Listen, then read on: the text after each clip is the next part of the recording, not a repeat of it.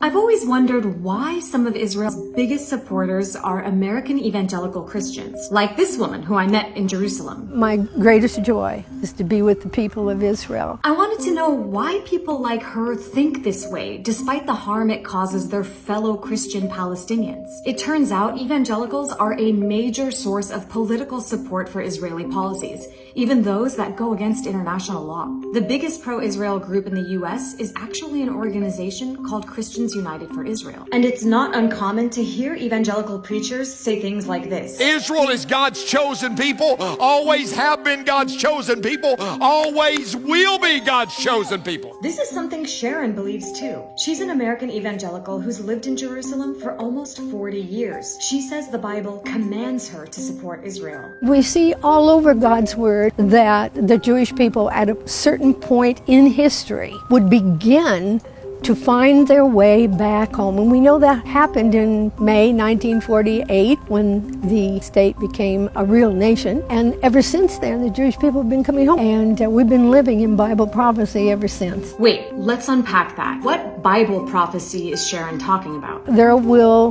be a big event that will happen here in Jerusalem, and that will be the Messiah will come here. Sharon's referring to what evangelicals call the end times. The idea is that once Jews return to Israel, Jesus Christ will come back to earth and rapture Christians up to heaven. And in some interpretations, this will actually lead to the death of 2/3 of all Jews. Doesn't quite sound like the holiest alliance, does it? Still, the state of Israel is more than happy to accept evangelical Christian support. Listen to what Israeli Prime Minister Benjamin Netanyahu told attendees of this evangelical conference. Now there are millions and millions of devout Christians who stand with Israel. So I want to thank you on behalf of all the people of Israel. So what do Palestinian Christians think of all this? You have my sisters and brothers who are supposed to be my support, actually doing all their best to support the ones who are oppressing us. It makes me angry. That's Munder Ishaq, a Palestinian pastor who lives in Bethlehem, the city believed to be the birthplace of Jesus. By the way, Bethlehem is now surrounded by this massive Israeli wall and military checkpoints. Why is their read of the Bible so different? Evangelicals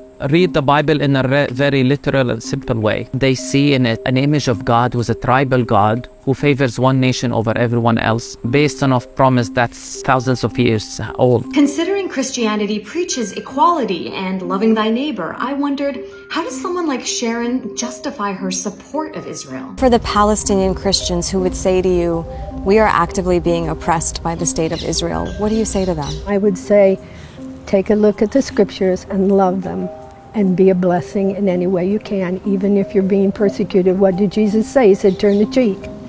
Do you think they should love their oppressor?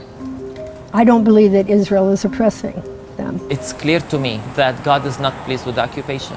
God weeps over the situation of Palestinians. God weeps over the people who lose their lands. God weeps over the children who are killed every day. We need our Christian sisters and brothers to realize this and to help us